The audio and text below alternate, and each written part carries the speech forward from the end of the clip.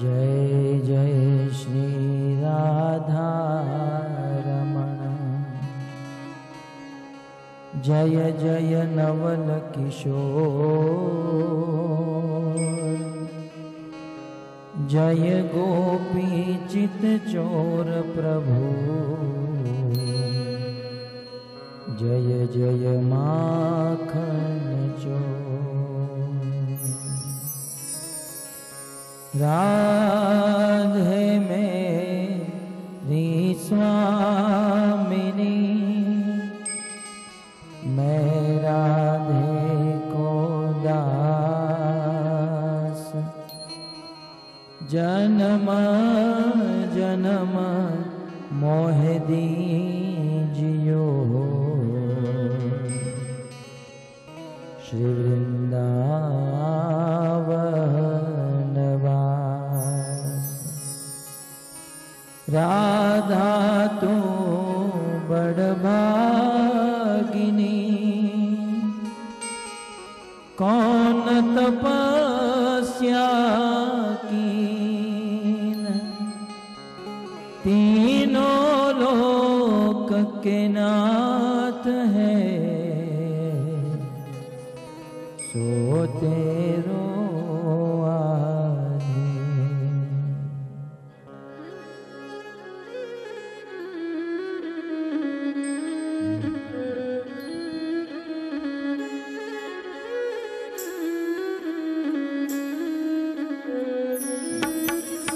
जय राधा माधव कुंज बिहारी, जय राधा माधव कुंज बिहारी, जय राधा माधव कुंज बिहारी, जय राधा माधव कुंज बिहारी, जय राधा माधव कुंज बिहारी, जय राधा माधव कुंज बिहारी, जय राधा माधव कुंज बिहारी, जय राधा माधव कुंज बिहारी, गोपी जन वल्लभ गिरिवर धारी, गोपी जन वल्लभ गिरिवर धारी, गोपी जन वल्लभ गिरिवर धारी, गोपी जन वल्लभ गिरिवर धारी, जय राधा माधव कुंज बिहारी, जय राधा माधव कुंज बिहारी,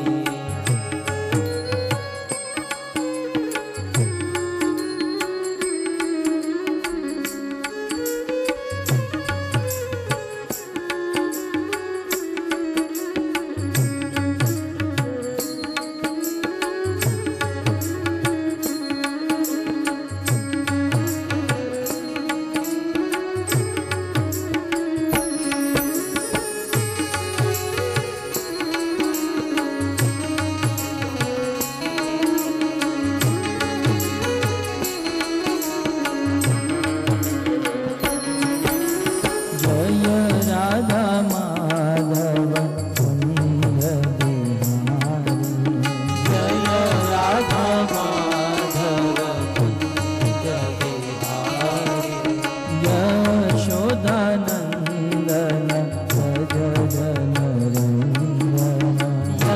यशोदानंदन व्रज जनरंजन, यशोदानंदन व्रज जनरंजन,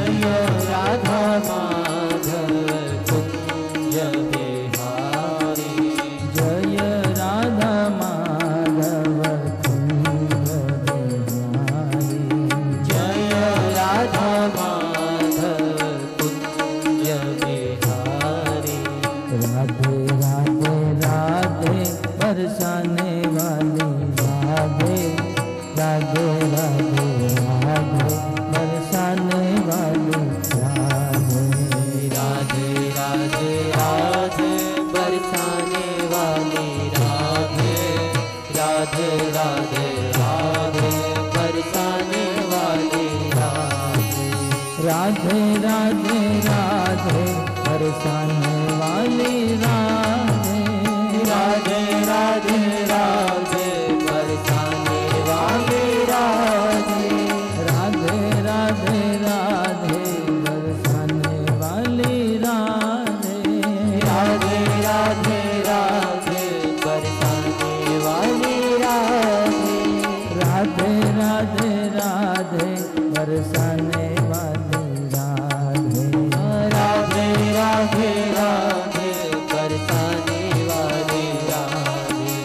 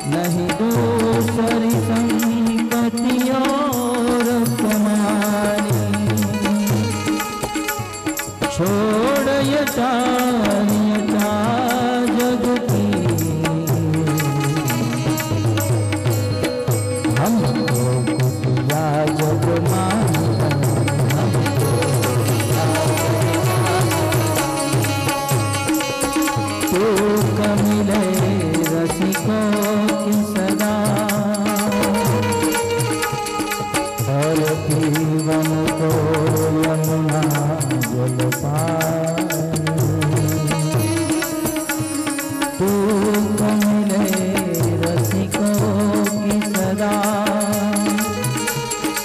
और पीवन को यमुना जल पानी हमें और नहीं परवाह नहीं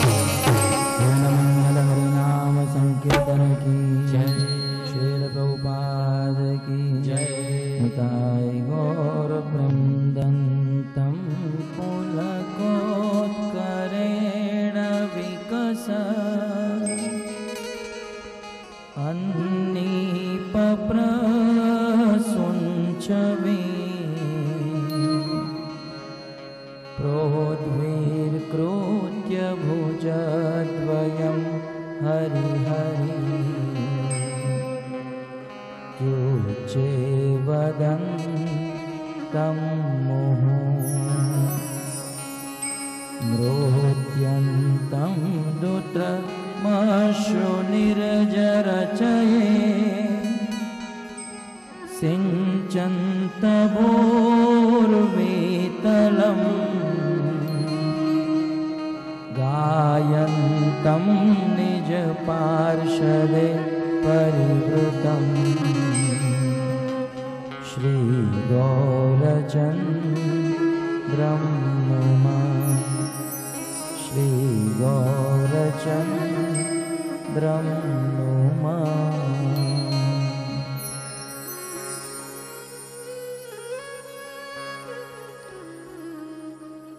वंशी विभूषितकरा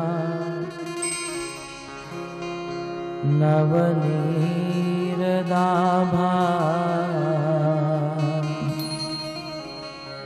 पीताम्बरधरुणबिम्बफलधरोष्ठा पूर्णेन्दुसुन्दरमुखा अरविन्दनेत्रा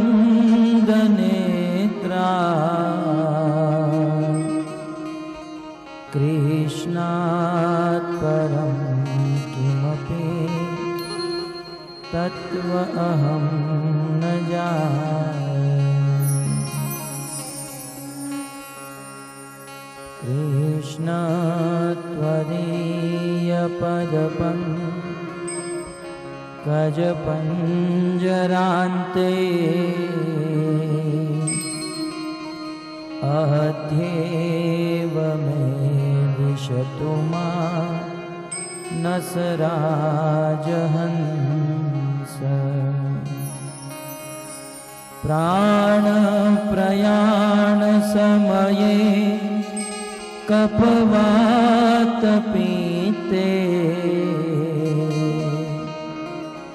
कण्ठावरोधनविदो स्मरणं कुतस्ते।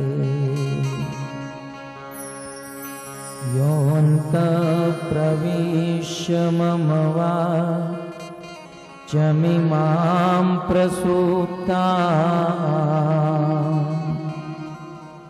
सञ्जीवयत्यखिलशक्तिधरस्वधाम्ना। अन्यासहस्रचरण श्रवणत्वगादि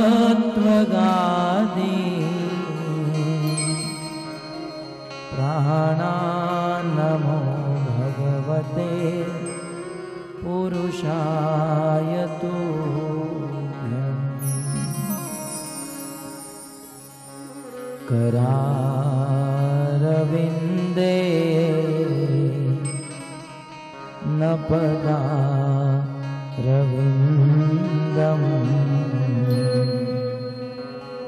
मुखारविन्दे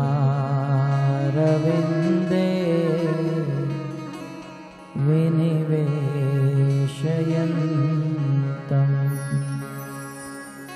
वटस्य पत्रस्य पुटे शयानम् बालं मुकुन्दं मनसा स्मरामि। श्रीकृष्ण गोविन्द हरे मुरारे हे नाथ नारायण वासुदेव।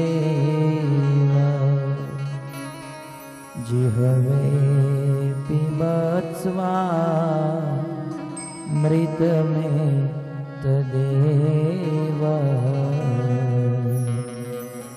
गोविन्द नामो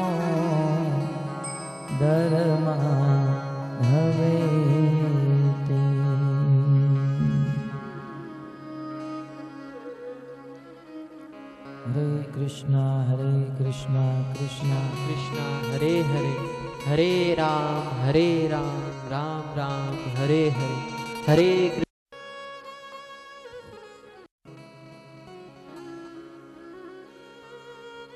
श्रीमद् भागवत सप्ताह के इस चतुर्थ दिवस में हार्दिक स्वागत करते हैं।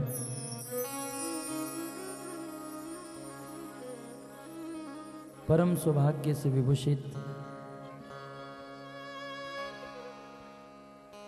ग्रंथराज श्रीमद् भागवत के आश्रय में बैठकर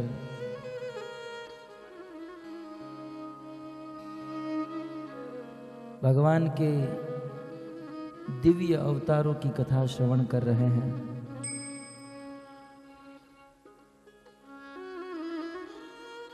श्री सुखदेव गोस्वामी श्रीमद् भागवत के 10वें स्कंद में श्री परीक्षित महाराज को कहते हैं कि परीक्षित, एवं स्वभक्तयो राजन भगवान भक्त भक्तिमान। हे राजन, हे परीक्षित,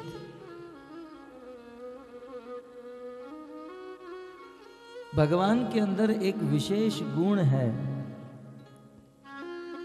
भगवान श्री कृष्ण में एक अद्भुत गुण बताते हुए सुखदेव गोस्वामी कहते हैं कि वे भगवान श्री कृष्ण भक्त भक्तिमान। कृष्ण अपने भक्तों की भक्ति करते हैं। इस जगत में प्रायः समस्त जीव अपनी उन्नति के लिए, अपने आत्मा का उद्धार करने के लिए भगवान की भक्ति करते हैं। लेकिन यदि हृदय में प्रश्न उठे भगवान किसकी भक्ति करते हैं, तब सुखदेव गोस्वामी कहते हैं भगवान भक्त भक्तिमान। भगवान अपने भक्तों की भक्ति करते हैं। भगवान अपने भक्तों का ध्यान करते हैं। अपने धाम में बैठे हुए इस संसार में रहने वाले समस्त भक्तों को याद करते हैं और देखते हैं कहीं मेरे भक्त के जीवन में कोई कष्ट तो नहीं आ रहा है।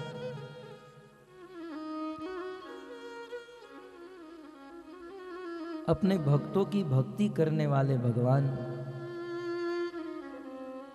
इस संसार में जब अपने भक्तों पर कष्ट आते हैं, अपने भक्तों का कष्ट दूर करने के लिए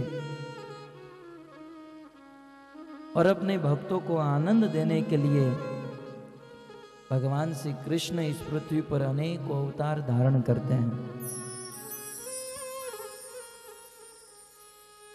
ऐसे भगवान श्री कृष्ण के 24 अवतार की कथा हम यहां पर श्रवण कर रहे हैं। गत सत्र में हमने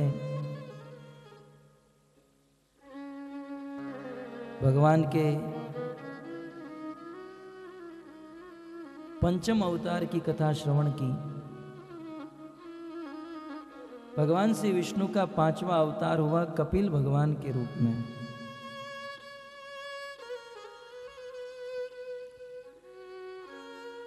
वेद व्यास जी भगवान का 6ठा अवतार बताते हुए कहते हैं, सुखदेव गोस्वामी ऐलान, सुध गोस्वामी ऐलान कर रहे हैं, षष्ठम अत्रेप्यय तत्वम वृतः प्राप्तो अनसूयया आन्वीक्षिकी मन कार्य प्रहलादादिभ्य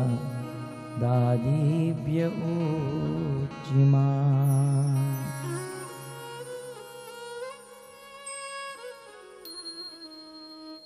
षष्ठम अत्रे उपपत्यत्वम, 6ठे अवतार के रूप में भगवान ने दत्तात्रेय अवतार धारण किया। भगवान का यह विलक्षण अवतार, कहते हैं यह अवतार भगवान ने परम सती मां अनसुया,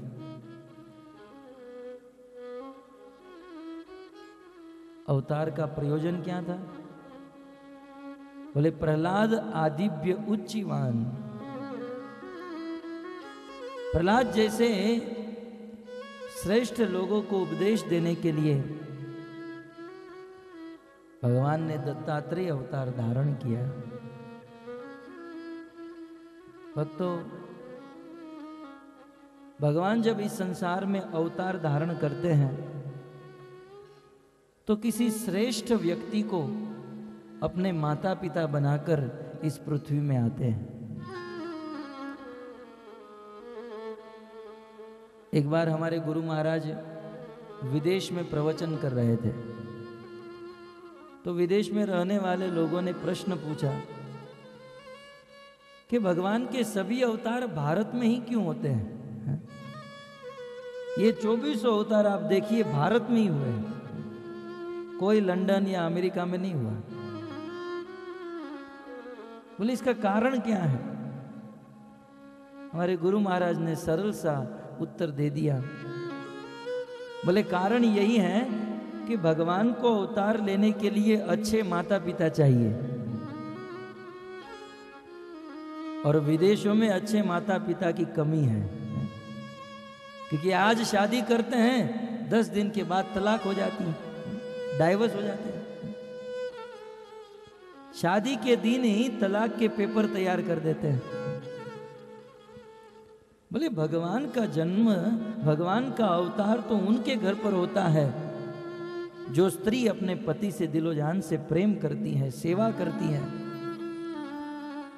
और जो पति भगवान की परम शुद्ध भक्ति में लगा हुआ है, और दोनों गृहस्थी पति पत्नी मिलकर अपने घर पर वैष्णव को का आगमन करते हैं, वैष्णव की सेवा करते हैं, भगवत कथा करते हैं। ऐसे लोगों के घर पर भगवान का अवतार होता है। इस अवतार में कुछ ऐसा ही था।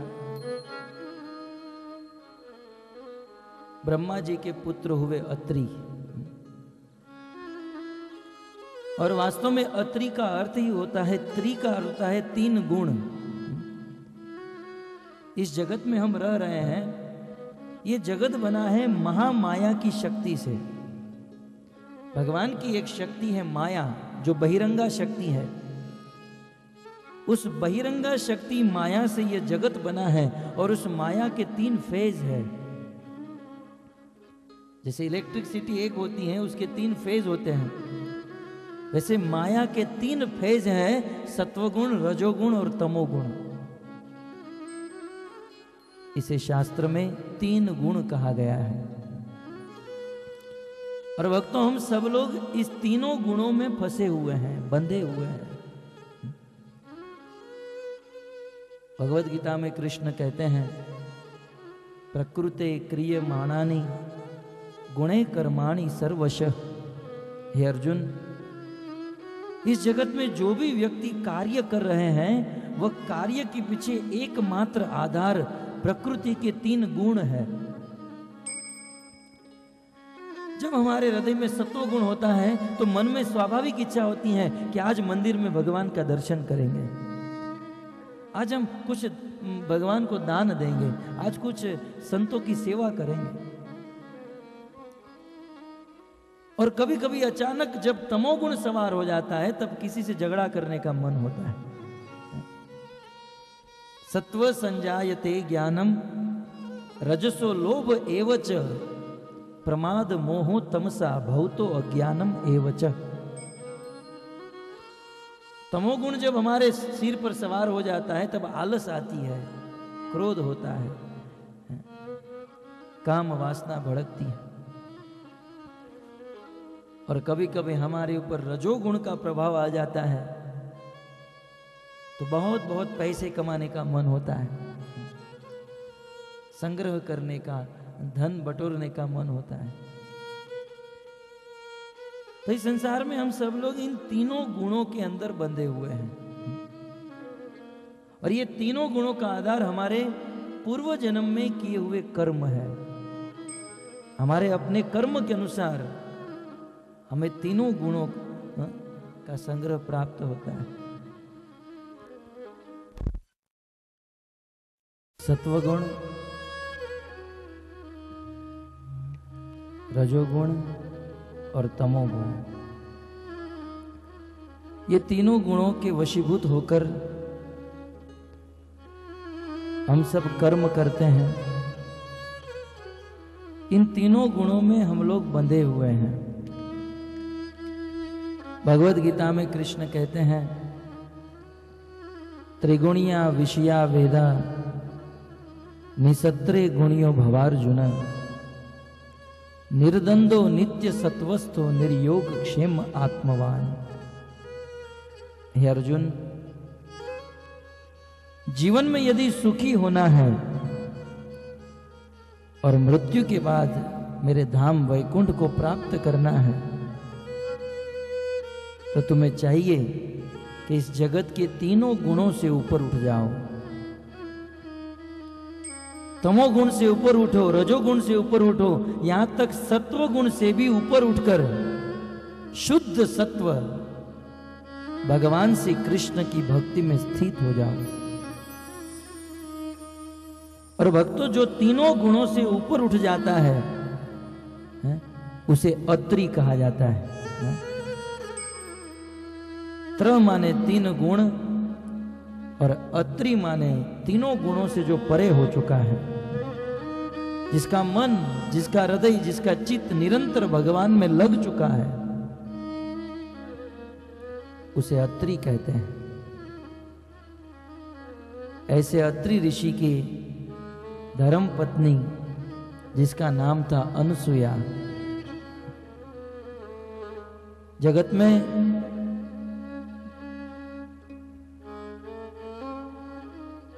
जब सती का नाम आता है तो सर्वप्रथम अनसुया का नाम लिया जाता है। असूया का अर्थ होता है ईर्ष्या, निंदा, किसी व्यक्ति के बैठकर बातें करना, उनके प्रति गलत भावना रखना, किसी व्यक्ति के गुण में भी दोष देखकर उनका प्रचार करना, असूया कहते हैं, ईर्ष्या। परंतु जिस स्त्री में लेश मात्र भी ईर्ष्या नहीं है, उसे अनसुया कहा जाता है। तो ऐसे अत्रि ऋषि की पत्नी थी अनसुया। अपने पति की नीति के अनुसार चलने वाली, बहुत सुंदर अपने पति की सेवा में रत लगी रहती थी। भक्तों, इस जगत में नारी के लिए सभी शास्त्रों का सार निचोड़ यही है कि यदि एक स्त्री को सुखी होना है तो तन मन धन से अपने पति की सेवा करे। यदि एक स्त्री अपने पति की सेवा करती है तो निश्चित वह जीवन भर सुखी रहती है। ये बात अनसुया ने भी कहा है और जगत जननी माता सीता भी यही बात को रामायण में कहती है। भक्तों, अनसुया एक ऐसी नारी थी जो मर्यादा पुरुषोत्तम भगवान राम की पत्नी सीता को उपदेश अनसुया ने दिया है। अत्रि ऋषि और अनसुया की गृहस्थी इतनी धन्य है कि वनवास के क्रम में भगवान रामचंद्र चलते हुए अत्रि ऋषि के आश्रम में गए और देवी अनसुया ने सीता को बहुत सुंदर वस्त्र प्रदान किए, दिव्य आभूषण, दिव्य वस्त्र जो कभी फटे नहीं, कभी पुराने न हो, जिस वस्त्र को 14 वर्ष के लिए धोना न पड़े, इसे दिव्य वस्त्र प्रदान किए। और देवी अनसुया ने जगत जननी माता सीता को जो उपदेश दिया है, स्त्री धर्म का उपदेश देते हुए अनसुया कहती हैं कि देवी सीते, मैं जानती हूं तुम राज परिवार में पली हो, बड़ी हुई हो। राजा जनक ने तुम्हें पृथ्वी पर पांव रखने नहीं दिया है। रामायण में वर्णन है, देवी सीता ने दो ही जगह पर अपना चरण रखा था, या तो नरम नरम गालीचे के ऊपर या अपने पिता के पीठ के ऊपर। कभी रास्ते पर चलने का अवसर सीता के जीवन में नहीं था। राजा जनक की पुत्री थी और देव योग से भगवान को वनवास हुआ और 14 साल के लिए वनवास में प्रभु रामचंद्र के साथ थी। तब अनसुईया ने देवी सीता को बहुत सुंदर उपदेश दिया, बेटी यद्यपि तुम राज परिवार में पली हुई हो, बड़ी हुई हो, लेकिन ध्यान रहे स्वप्न में भी अपने पति के चरणों को मत छोड़ना, क्योंकि एक स्त्री का सबसे बड़ा सुख, एक स्त्री को सुखी करने वाला व्यक्ति यदि कोई है तो उनका पति। ये रामायण में लिखा है। बोले वैसे तो एक स्त्री को बहुत सुख देते हैं उनके माता, उनके पिता, उनका भाई, उनके चाचा, लेकिन स्त्री को जो सुख पति दे सकता है वो अन्य कोई नहीं दे सकता है। अतः एक स्त्री को चाहिए कि अपने पति को कभी भी न छोड़े। आज तो दुनिया में स्त्री के जीवन में थोड़ा भी दुख आता है तो कहती है मैं मैके चली जाऊंगी,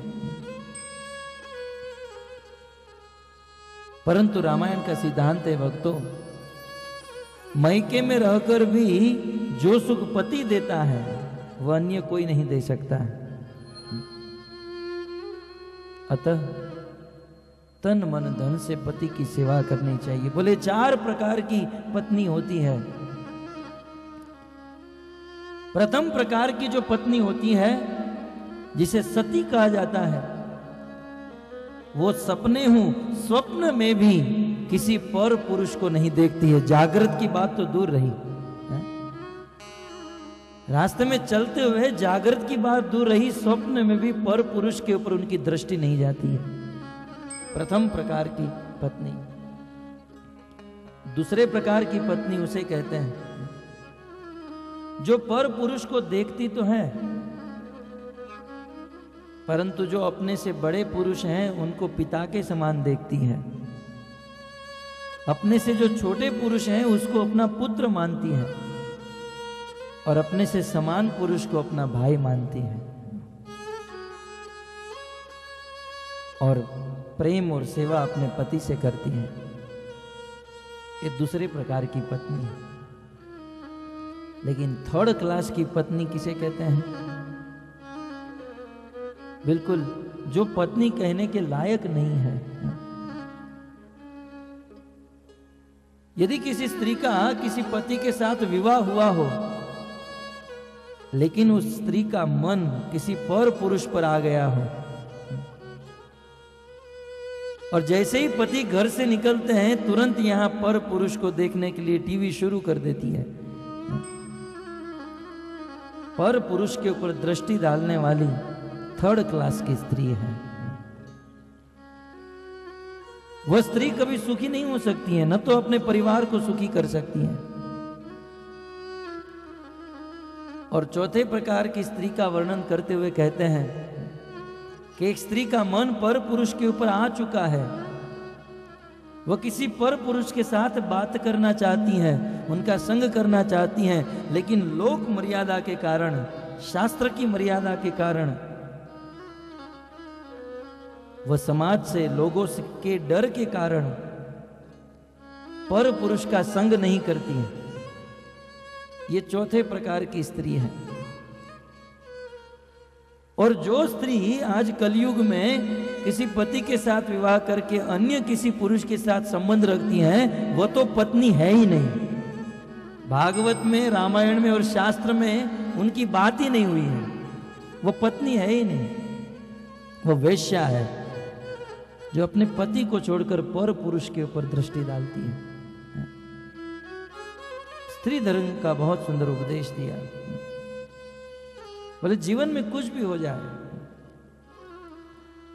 एक पत्नी को अपने पति को नहीं छोड़ना चाहिए। यदि एक पत्नी अपने पति को छोड़कर किसी पर पुरुष के साथ संबंध रखती है तो मरने के बाद वह रो रो नरक में जाती है। वहां पर यमराज के द्वारा बहुत वेदना, बहुत कष्ट दिया जाता है, बहुत दुख दिया जाता है। और इतना ही नहीं, वे हजारों हजारों जन्म में, हजारों हजारों वर्षों तक नरक में यातना भोगतने के बाद उसका जन्म इस पृथ्वी पर होता है। जो स्त्री अपने पति को छोड़कर अन्य पुरुष के ऊपर जिसका मन आ चुका है, उसका जन्म इस पृथ्वी पर होता है और किसी अन्य पुरुष के साथ विवाह भी होता है, लेकिन वह स्त्री जवानी में ही विधवा हो जाती है, जो पर पुरुष के ऊपर दृष्टि डालती है। अतः हे देवी सीते, अपने हृदय से, तन मन धन से अपने पति की सेवा करना। और देवी सीते,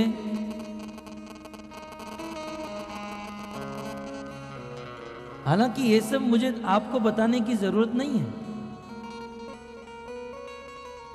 क्योंकि आपका नाम सुनकर ही एक बार भी संसार का व्यक्ति सीता नाम बोल देता है, तब भी उनके हृदय में पवित्रता आ जाती है।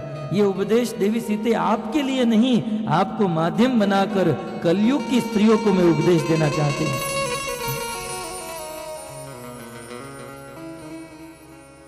आज जब ऐसा उपदेश दिया जाता है ना, तो स्त्रियां दुखी हो जाती हैं। प्रभु जी ऐसा बोलते हैं, स्त्रियों को बहुत बुरा बताते हैं। कभी कभी तो संख्या भी कम हो जाती है। छोड़ो, वहां कौन जाए, वहां तो स्त्रियों के विषय में बताते हैं। अच्छा नहीं लगता है।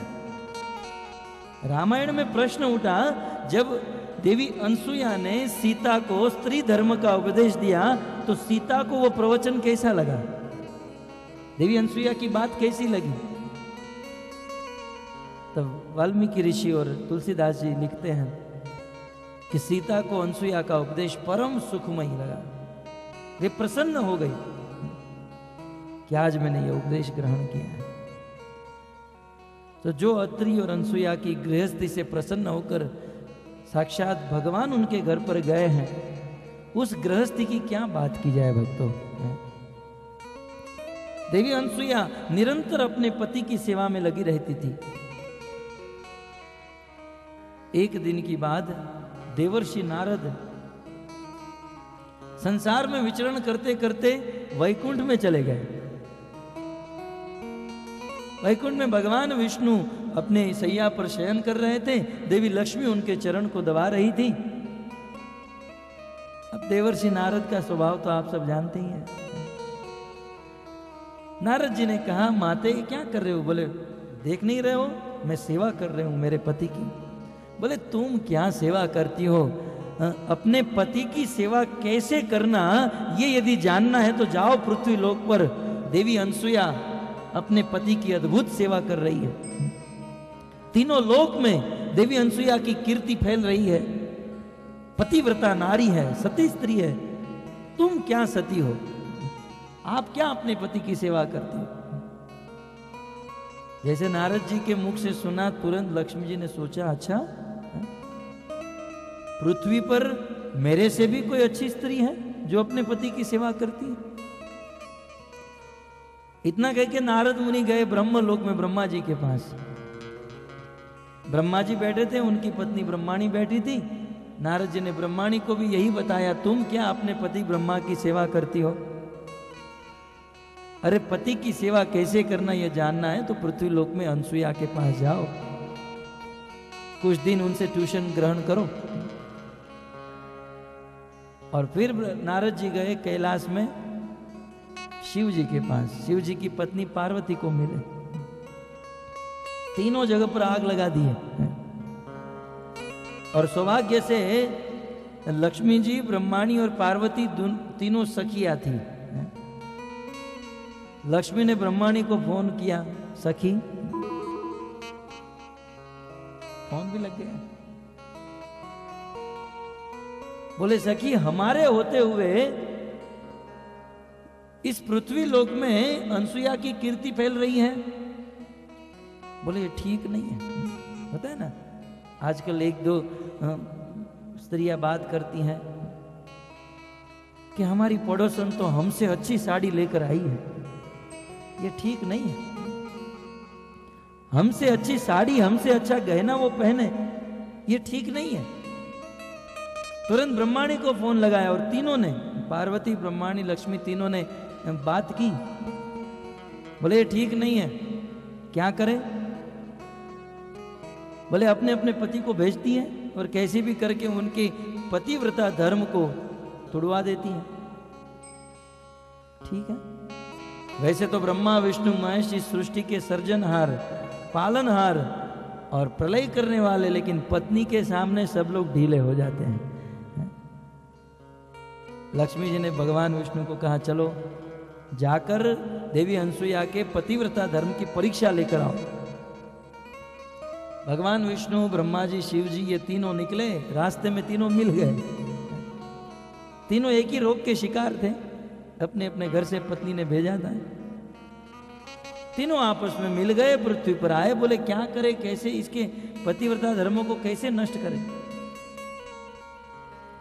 तब तीनों ने ब्राह्मण का रूप ले लिया।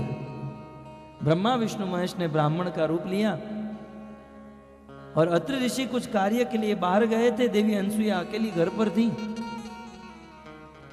और ये तीनों ब्राह्मण के रूप में जाकर माता भिक्षान देही, हमें भिक्षा दो। देवी अनसुया कच्चा सीधा आटा लेकर आई। बोले ये लो ब्राह्मण देवता, भिक्षा में लेकर आए। तब तीनों ने कहा रुक जाओ, हम लोग ऐसे भिक्षा नहीं लेते हैं। जब तक भिक्षा देने वाला निर्वस्त्र होकर हमारे सामने न आए तब तक हम लोग भिक्षा नहीं लेते हैं।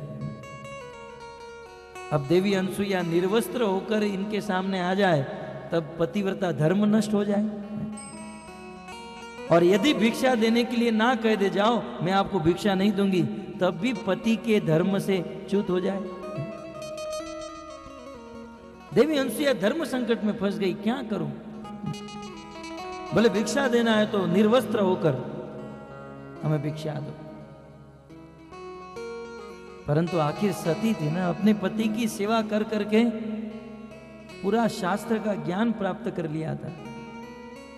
भक्तों, उस समय देवी अनसुया ने हाथ में अंजलि में जल लेकर कहा कि यदि मैंने मेरे पति की प्राण से भी अधिक सेवा की है, मैंने स्वप्न में भी किसी पर पुरुष को नहीं देखा है, तो ये तीनों ब्राह्मण एक एक दिन के बच्चे हो जाए। अनसुया के बोलते ही तीनों ब्राह्मण एक एक दिन के बच्चे हो गए। अनसुया ने तीनों को उठाकर अपने घर पर रखा और फिर अब एक एक दिन के बालकों के सामने निर्वस्त्र होने से कोई पतिव्रता धर्म नहीं टूटता है। और अनसुया ने अपना काम कर लिया, दे दी भिक्षा। लेकिन अब तीनों बालकों का क्या किया जाए? 3 पलने मंगाए और तीनों को सुला दिया। 1 दिन, 2 दिन, 3 दिन, 10 दिन हुआ। देवी लक्ष्मी ने पार्वती को फोन किया, सखी हमारे वो घर पर नहीं आए हैं, 10 दिन हो गया, क्या करे? तब तक तो ब्रह्माणी का भी फोन आया, बोले हमारे वो भी घर पर नहीं आए। पार्वती ने कहा गणपति और कार्तिकेय के पिता नहीं आए हैं। बोले हमारे भी नहीं आए, हमारे अब क्या करें? बोले चलो ढूंढने चलती हैं। पार्वती, ब्रह्माणी, लक्ष्मी, ये तीनों पृथ्वी लोक पर आई, अपने पति को ढूंढ रही है। और अपने पति को ढूंढते ढूंढते अनसुया देवी के आश्रम में आए और देवी अनसुया को कहा कि आपने हमारे पतियों को देखा है? बोले आप कौन? बोले मैं पार्वती हूं, मैं लक्ष्मी हूं, मैं ब्रह्माणी हूं। बोले मैंने आपके पति को नहीं देखा। बोले विचार करो, हमने हमारे पतियों को आपके घर पर भेजा था आपकी परीक्षा लेने के लिए।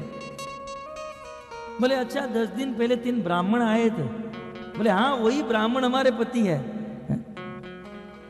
बोले आए थे? बोले हाँ। बोले तो कहाँ है हमारे पति? बोले देखो वो 3 पलने में तीनों सो रहे हैं, जाओ जाकर ले लो। ये तीनों गई और हाथ में छोटा सा त्रिशूल था, छोटा सा मृग चर्म था। पार्वती समझ गई ये मेरे पति हैं। छोटी छोटी छोटा सा शंख, छोटी सी गदा, चक्र और पद्म, चतुर्भुज वाले छोटे बालक थे, 10 दिन का बालक। लक्ष्मी जी ने उनको उठा लिया, ये तो हमारे पति हैं। और चतुर्मुख ब्रह्मा, ये 10 दिन के बालक ब्रह्माणी ने उनको उठा लिया गोद में। और तीनों रोने लगे। तब ये तीनों पत्नी अनसुया से प्रार्थना करने लगी कि हे अनसुया जी, हमारे हृदय में अभिमान आ गया था, गर्व आ गया था कि हमसे अच्छी सेवा कोई नहीं कर सकते हैं, लेकिन आज ये सार्थक हो गया कि आप हमसे भी श्रेष्ठ सेवा करती हो। आप पतिव्रता नारी हो, सती स्त्री हो। तीनों ने अनसुया के चरणों में प्रणाम किया और प्रणाम करने के बाद कहती हैं कि अब हमारे पतियों को जैसे थे वैसे बना दो ना।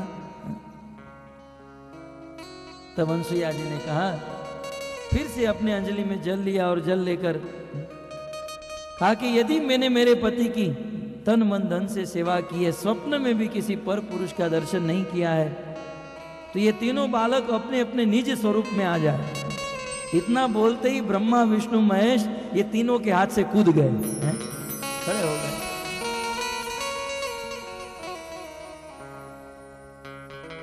तीनों प्रसन्न हो गए। और जब ये तीनों अपने मूलभूत स्वरूप में आ गए, पुराणों में कथा है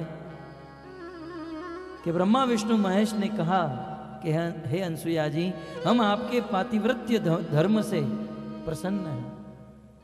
देखिए भगवान, यदि कोई स्त्री अपने पति की सेवा करती है तो भगवान उनकी सेवा को देखकर प्रसन्न हो जाते हैं। फिर पति भले कैसा भी क्यों न हो। कभी कभी कुछ स्त्रियां कहती है हमारा पति रावण जैसा है, तो तुम कहां मंदोदरी हो? मंदोदरी भी सती पतिव्रता नारी थी। भले उनका पति असुर था, राक्षस था, अधर्मी था, लेकिन मंदोदरी ने रावण की मरते दम तक सेवा की। और जब रावण गलत कार्य करता था तो अपना कर्तव्य समझकर मंदोदरी उन्हें उपदेश भी देती थी। तो इस प्रकार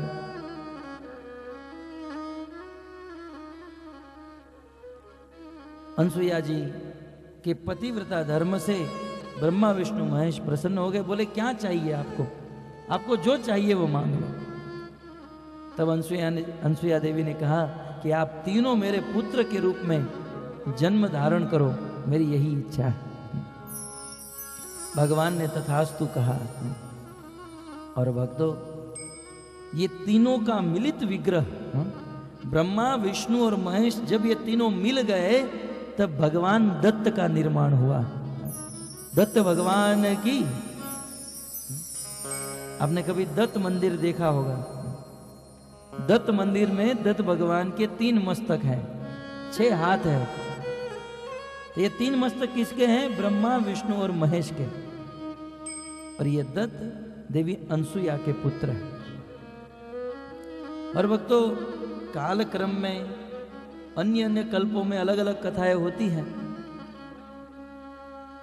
और आगे चलकर ये तीनों देवताओं के अंश से अनसुया के गर्भ से 3 लोगों का जन्म हुआ। शिव जी के अंश से दुर्वासा ऋषि का जन्म हुआ और भगवान विष्णु के अंश से दत्तात्रेय का जन्म हुआ। ये दत्तात्रेय भगवान के 6ठे अवतार है, जिसका भागवत में वेद व्यास जी वर्णन करते हैं। भगवान दत्तात्रेय दिगंबर अवस्था में रहते थे। बड़े बड़े राजा महाराजाओं के ये गुरु थे। यदु महाराज के गुरु थे। यहां तक कार्तवीर अर्जुन, हमारे इतिहास में एक राजा हो गया कार्तवीर अर्जुन। भगवान दत्तात्रेय को प्रसन्न करके भगवान दत्तात्रेय की कृपा से उन्होंने 1000 भुजा प्राप्त कर ली थी, सहस्त्र बाहु। और ऐसे भगवान दत्तात्रेय पृथ्वी में स्वच्छंद विचरण करते थे। एक दिन की बात, महाराज यदु समग्र पृथ्वी के राजा थे। जिस यदुवंश में भगवान कृष्ण का जन्म हुआ, उस राजा यदु की बात हो रही है। चक्रवर्ती सम्राट थे, अपने राज दरबार में बैठे थे। एक दिन देखा कि उसकी राज दरबार की सभा में कोई नहीं आया। स्वाभाविक प्रश्न पूछा कि हमारी प्रजा कहां गई है? बोले हमारे राज्य में एक संत आए हैं, उनका दर्शन करने के लिए। हमारे राज्य में एक महाराज आए हैं, उसका दर्शन करने के लिए। तुरंत राजा खड़े हुए और वे भी गए और उस संत से मिले। राजा ने पहला प्रश्न यह पूछा कि मेरे पास लाखों लाख धन संपत्ति, राज रजवाड़े, नौकर चाकर होते हुए भी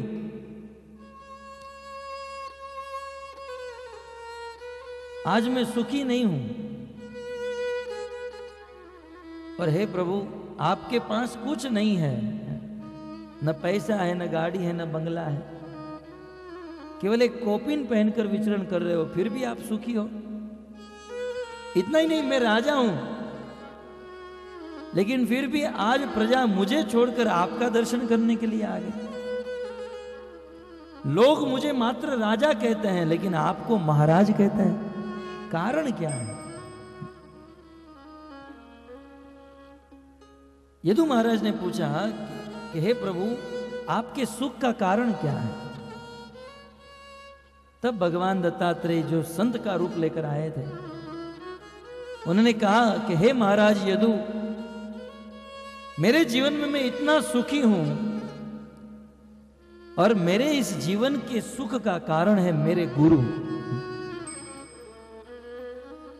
हे यदु महाराज, मैंने मेरे जीवन में 24 गुरु बनाए हैं और उस 24 गुरु से 24 शिक्षा ग्रहण करके आज मैं परम सुख को प्राप्त हुआ हूं। संसार का व्यक्ति जब तक गुरु नहीं बनाता है, तब तक न तो शुद्ध ज्ञान प्राप्त कर सकता है, न भगवत तत्व को जान सकता है, न सुखी हो सकता है। अतः गुरु अवश्य बनाने चाहिए, लेकिन ध्यान रहे गुरु योग्य होने चाहिए। किसी ठग को गुरु नहीं बना लेना चाहिए। पानी पियो छान के, गुरु करो जान के। जैसे हम पानी को छान छान कर पीते हैं। आज कलयुग का इतना प्रचंड शासन है भक्तों, कि व्यक्ति 5 रुपये की वस्तु खरीदने जाएगा तो 50 बार सोचेगा, लेकिन गुरु बनाने में एक बार भी नहीं सोचेगा, तुरंत बना लेगा। परंतु ध्यान रहे, हमारे जीवन की जो डोरी है, हमारे जीवन की डोर गुरु के हाथ में होती है। यदि गलती से गलत गुरु बना लिए तो पद्म पुराण में लिखा है, यदि गुरु अवैष्णव स्यात्, तो सीधे मरने के बाद नरक में जाएंगे। इसलिए पुनश्च विधिना सम्यग। और यदि हमने ऐसे गलत गुरु बना भी लिए हैं तो पद्म पुराण में लिखा है, उस गलत गुरु को छोड़कर कोई शुद्ध गुरु की शरण में जाना होगा। बलि महाराज ने यही किया ना। बलि महाराज ने शुक्राचार्य को त्याग दिया। क्यों? क्योंकि जो गुरु अपने शिष्य को भगवान की भक्ति नहीं दे सकता है, जो गुरु अपने शिष्य का उद्धार नहीं कर सकता है, वह गुरु गुरु नहीं है, गुरु न स्यात्। तो इसका अर्थ यह नहीं है कि बिना गुरु के हमारा जीवन उन्नति की ओर जाएगा। नहीं, गुरु तो करना ही है, लेकिन शुद्ध गुरु।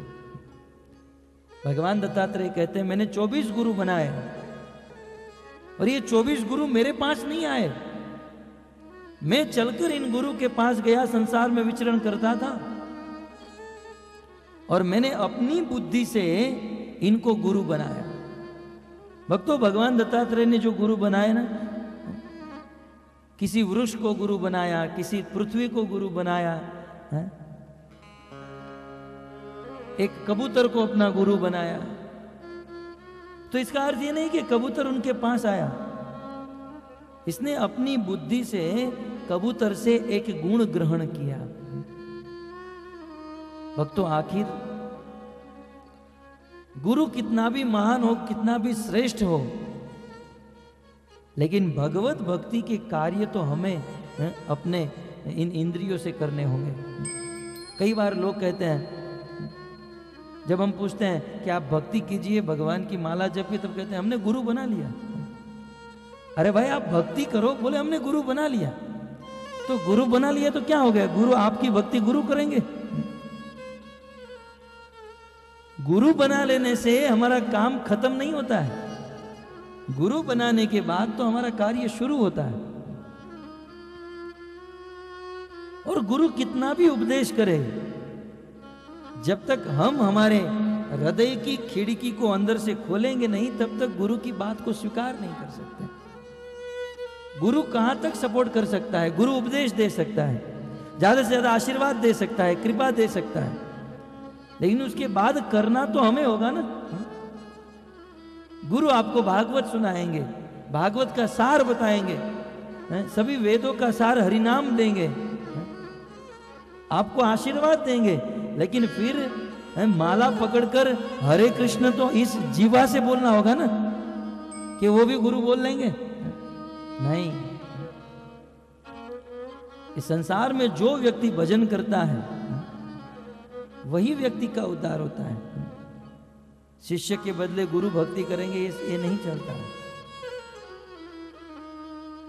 तो एक व्यक्ति को चाहिए अपने गुरु से ज्ञान ग्रहण कर ले।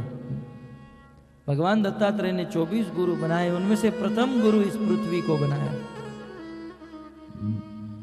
यदु महाराज से कहते हैं कि ये जो पृथ्वी है मेरी प्रथम गुरु है, क्योंकि इस पृथ्वी से मैंने क्षमा का गुण प्राप्त किया है। भक्तों, आप देखिए, इस पृथ्वी में एक बहुत बड़ा गुण है क्षमा करना। ये देवी पृथ्वी भगवान की पत्नी है। पृथ्वी का भी एक मूर्तिमान स्वरूप है। और भक्तों देखिए, इस पृथ्वी पर कितना वजन है, कितना बोझ है? कितने पर्वत हैं, बिल्डिंग है, समुद्र है, नदी, वृक्ष। और ये पृथ्वी हमको सब कुछ देती है, क्योंकि पृथ्वी हमारी माँ है। पृथ्वी से अन्न निकलता है और वह अन्न खाकर ही तो हम जीवित रहते हैं। ये हमारा शरीर जो है पृथ्वी से बनता है। एक दिन आप अन्न खाना बंद कर दो, पृथ्वी से निकला हुआ उत्पादन एक दिन ग्रहण करना बंद कर दो, शरीर बिल्कुल ढीला हो जाएगा। ये शरीर की शक्ति पृथ्वी से आती है, पृथ्वी से हमारा शरीर बनता है। तो पृथ्वी हमको भोजन देती है। इसी के साथ साथ इस पृथ्वी में अनेक वृक्ष हैं। ये वृक्ष जो है पृथ्वी के बाल हैं। भक्तों, इस संसार में जब कोई व्यक्ति किसी वृक्ष को काटता है तो पृथ्वी को उतना ही कष्ट होता है जितना हमारे बाल को कोई खींचने से कष्ट होता है। विचार करो, इस संसार में हम जल निकालने के लिए, पानी लेने के लिए बोरिंग करते हैं, ड्रिल करते हैं। पृथ्वी को कितना कष्ट होता होगा। आपके हाथ में कोई ड्रिल कर दे तो अनेकों पानी निकालने के लिए लोग खड्डे करते हैं। इतना ही नहीं, इस पृथ्वी पर रहते हुए कुछ लोग अनेक पाप करते हैं, लेकिन फिर भी पृथ्वी उनको भोजन देती है। पृथ्वी उनके प्रति, पृथ्वी भोजन देती है, अपने शरीर को देती है, पानी देती है, वृक्ष देती है, लेकिन फिर भी संसार का व्यक्ति कभी कभी पृथ्वी पर ही थूक देता है।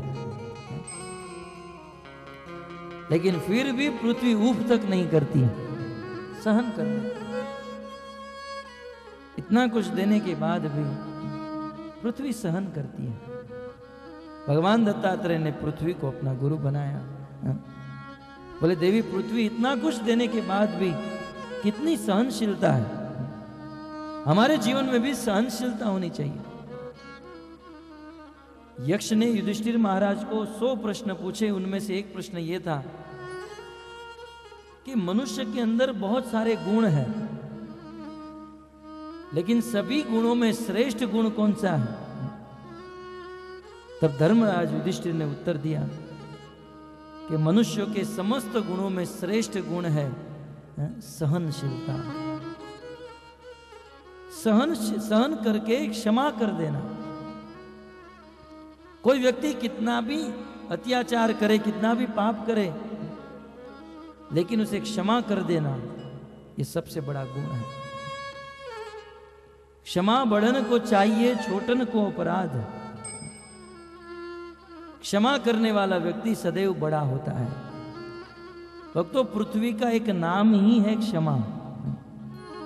पृथ्वी को क्षमा ही कहा जाता है। जीवन में यदि किसी से कोई गलती हो जाए, कोई अपराध हो जाए,